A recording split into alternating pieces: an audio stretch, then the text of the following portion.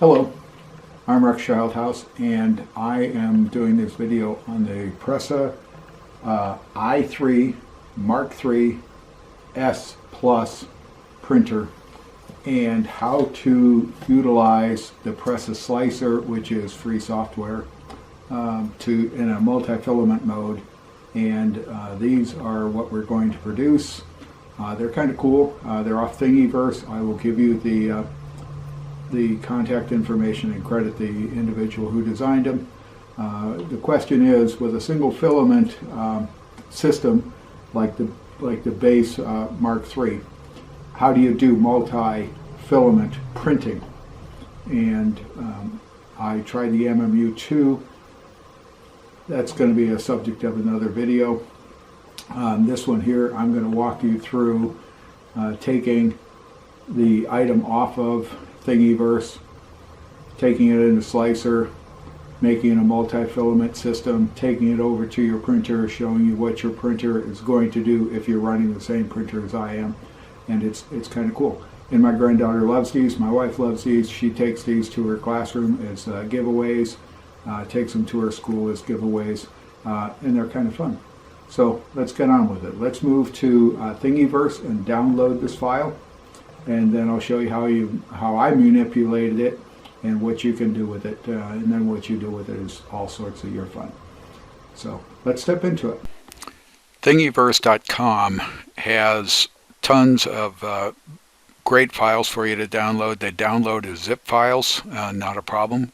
We're going to be doing the Minion bookmarks by Baron Belinda, I believe is how I would pronounce it. And its index number is 4523779. If you go over to Thingiverse.com and just type in those digits 4523779, it'll bring up this file, or you can type in the whole URL. Either way will get you there. So we're up on Thingiverse.com. This is just the opening thing. I'm going to click into the search, enter those digits. It's going to search. It's going to come back with this particular one, which is the one we're working with. Click it. It's going to ask us if we want to download it. We're going to tell it yes. And then it's going to delay and show us an advertisement. This is how Thingiverse pays for itself. And in the meantime, it comes up and says, do you want to save the file? Yes, we do. And I'm not going to tell you how to find it. I saved mine down to a special folder. I'm going to extract it. I assume you know how to do that, and I'm going to show you what those files are here in 1 second. So it's going to give you two files, usually a README file and a license file, and these have information about who built it, what your privileges are in printing. That's where I get most of my information. It's going to give you an image file, and this one here, it's going to show you some images of what in the files, what this project is going to look like. I'm going to back up, and then it's going to give you the production file. So for this one here, it's a single STL, and when you open this guy up, it will take us, my system is set up for a Prusa slicer. I'm not going to open it up by double clicking it. If you set up Prusa slicer in the setup, it'll ask you if you want to open these up by default. I'm going to import them to show you how to do that. So it's going to give you two files, usually a README file and a license file, and these have information about who built it, what your privileges are in printing. That's where I get most of my information. It's going to give you an image file, and this one here, it's going to show you some images of what in the files, what this project is going to look like. I'm going to back up, and then it's going to give you the production file. So for this one here, it's a single STL, and when you open this guy up, it will take us, my system is set up for a Prusa slicer. I'm not going to open it up by double clicking it. If you set up Prusa slicer in the setup, it'll ask you if you want to open these up by default. I'm going to import them to show you how to do that. So we're going to start with a project already on the bed, and what I'm going to do, if I can move my control around here, I'm going to put it down here, you won't see that. I'm going to come back to File, New Project. Hey, do we want to get rid of this? Yes, we do. Then come back to File, Import, and the first one is Import STLs and OBJs. It's an STL that we're after. It takes me over to my directory. I'm going to click Yes. Okay, at this point it's on the table. I can select it, and what I want to do is I want to come over to the other side, because it's just a little bit small, and I'm going to make it 150%, and because this is locked in, the whole thing changes to 150%. Now what I'm going to do is I'm going to roll my mouse wheel to increase his size, and I'm going to select him, make sure he's selected. That's the frames. Go over to layers. Now with layers we get this bar, and I'm going to grab the top of the bar and I'm going to pull it down, and because we've magnified it we can see it in a whole lot better detail. And at this point we just removed those details of the face. So this is where we want to stay. We want these details to be in a new color print. So we're going to click on the little plus next to it, and it's going to say we're going to change it. And you can see that the bar turns to two different colors. I'm going to imagine you can do more than two, but we'll just go with here. We want to select brims. We want that to be up there as a standard.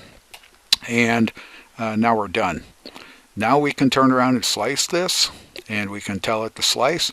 And Prusa's slicer is really cool because it's going to tell us that it takes 26 minutes to slice this, and the filament used is going to be 3.45 grams. It's an estimate, or 0.17 cubic inches, which is pretty small, and cost at $25 per kilo is 9 cents. Pretty cool. Now we're going to export this, and Prusa Slicer is going to want to export it to the last directory you had open. The last directory I had open just happened to be Dominion Bookmarks, and I've been playing with it all day, so I'm going to make this 2021-0-110202C because I want to print this specific file. In the default settings, which you can change how Prusa Slicer modifies the saves, it tells us it's going to be 26 minutes. And I know that at about 20 minutes into the print, about 6 minutes, 7 minutes remaining, it's going to do a filament change. So we're going to save this. Now copy it over to your SD card because I saved these on my hard drive, and we're going to go over to the printer and print it. I've shifted over to the printer. I've inserted the SD card. I'm going to remove it again, and the SD card goes in what some people will say is backwards. It goes contacts forward in the side of the display case, and the side of the display. Now I'm going to turn the printer on, and I'm going to clean the bed as it does its checks. Clean the bed with isopropyl alcohol, and if you can get the higher percentage, like 96-97%, go for it. Do not use rubbing alcohol. Rubbing alcohol has an oil in it which will interfere with the adherence of the filament to the bed. So the Prusa printer has completed its checks. It says OK. I'm going to try and move the camera just so you can see that. And unfortunately, we're probably going to be jumping around here a little bit. So at this point, we're OK. Hit OK. Come down, print from SD card. Hit that, and we're after C. And we're going to hit print. It's checking it. Now it's telling us that we are heating the bed, and at this point I'm going to stop until we get some action. So we're up to temperature. It's still doing its checks. It has to stabilize. It does whatever it wants to do. Now it's starting to move, and what it's going to do is it's going to check its 9 critical elements first. So it checks out its 9 elements, its 9 key references,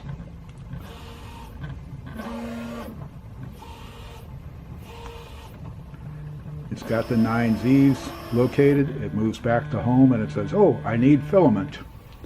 So what's going to happen is on the screen it's going to say press knob to unload the filament. We have no filament, but it still needs to do it. And then it says pull the filament out immediately. Press the button again.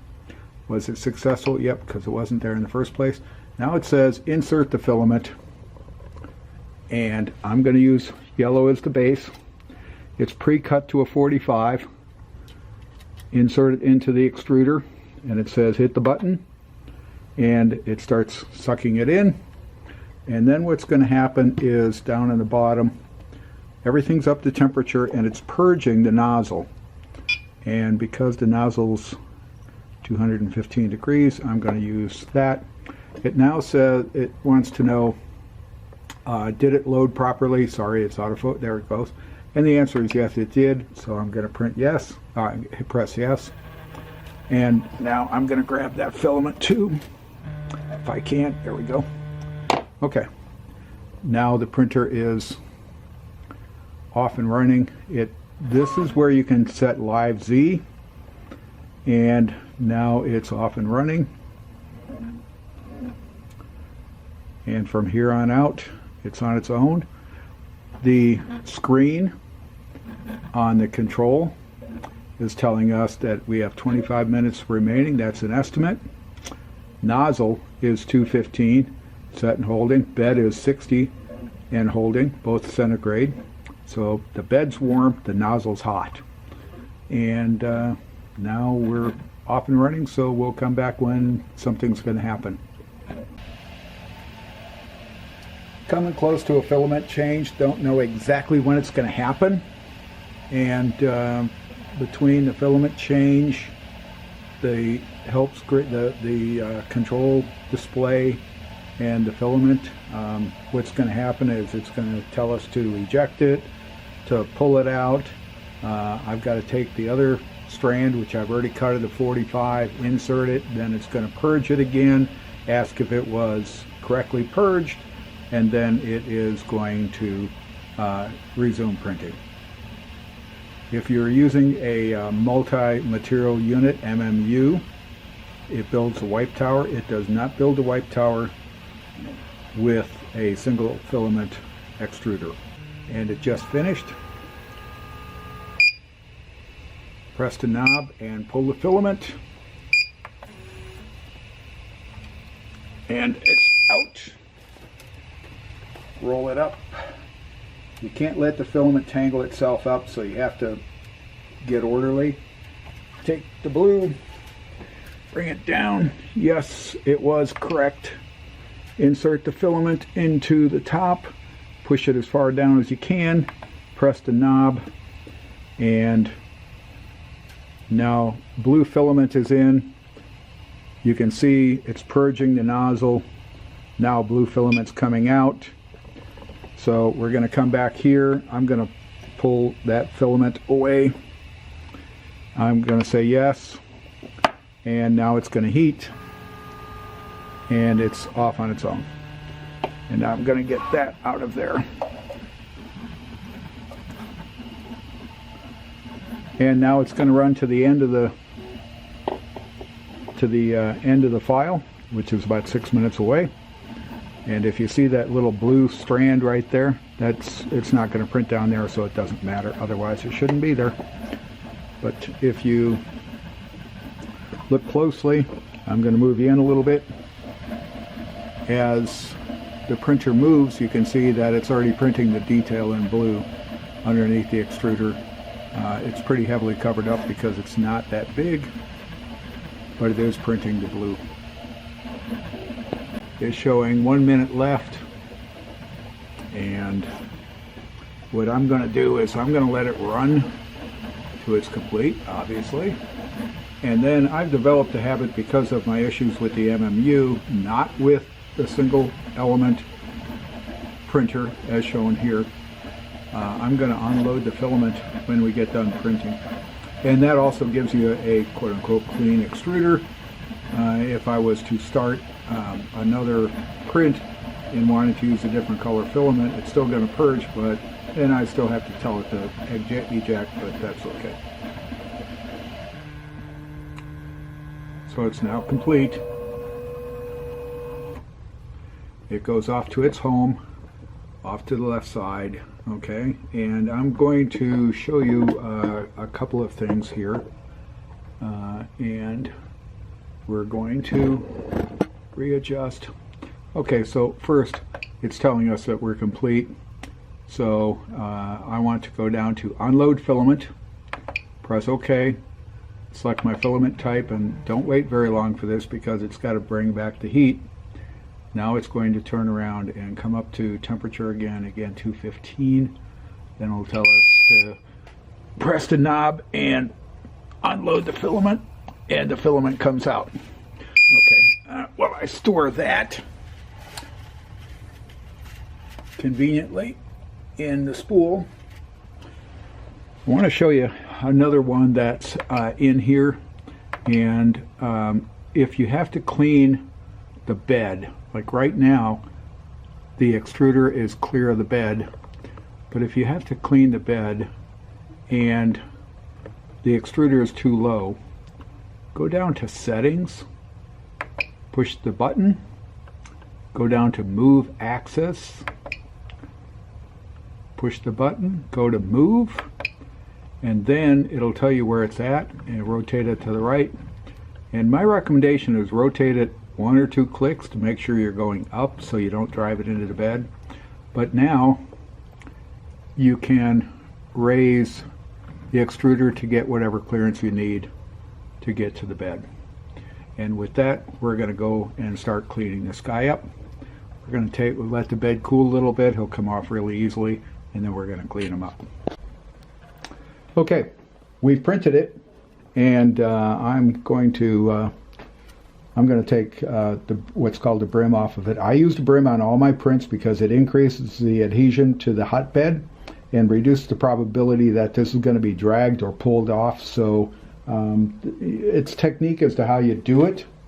I take a long nose pair of pliers and pop the corner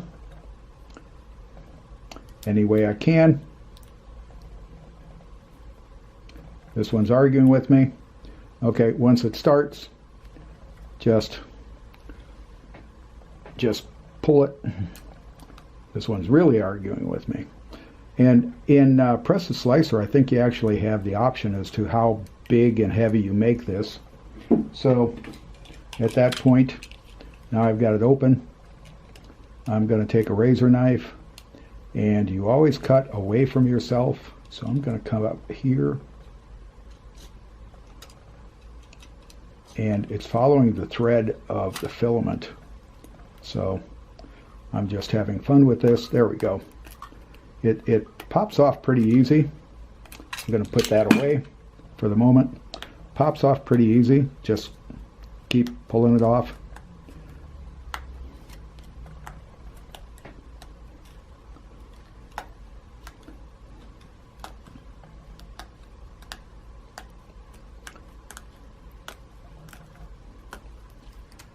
But there is some left on.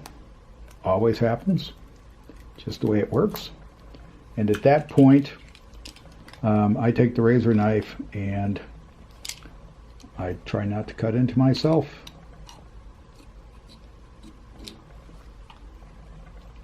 Sometimes I get forced into it. Okay. And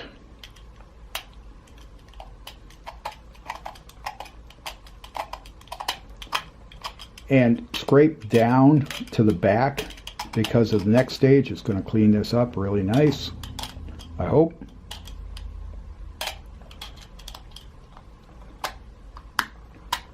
There's a indent in this guy's head that's just kind of fun to get. So if we pull these guys down into the back and get them smooth,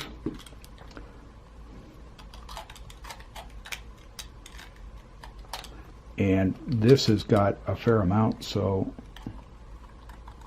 carefully, because I'm cutting towards myself. Okay. And one more run of bringing it to the front, to the back. And at this point, switch the files because knives are too close. And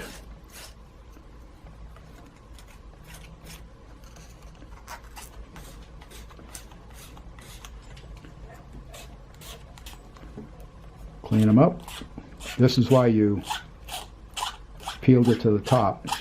PLA is really resistant to the file, so you don't have to worry about gouging it. Just don't drive the file into it, but you don't have to worry about gouging it. Okay.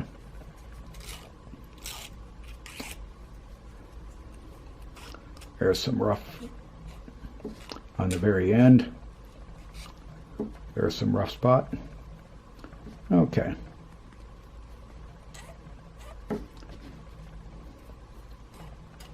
Okay. Here's some rough spot around his jaw.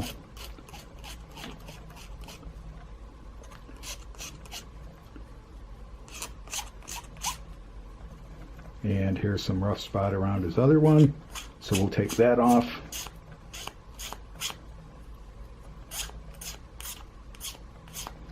And we're filing into to use the cutting edge as a cutting device.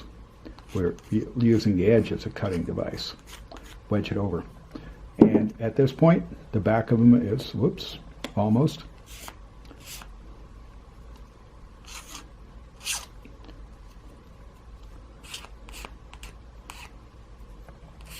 At this point, the back of them is smooth, and we're done, and he's been enlarged, and the project is done. So you now, oh, there's another little piece sticking on the bottom. So the single element Prusa i3 Mk3S Plus, my printer, will do multi-filament prints. It takes a little extra because you have to sit there and watch it and pick it up when it needs to filament change, and you have to do the filament manually, but it will do multi-filament prints. I'm going to play. I don't have one that's good for to see if I can do it with 3 different color filaments, but I'm going to see if I can find one. But there's our finished product, and it works really well. I'm impressed by the printer. I really am. The single element printer is a really nice system, and I'm impressed by it. So there's our minion bookmark. I printed this because I knew the timeline. It's a good example of the details, the precision that this thing is capable of. I'm impressed.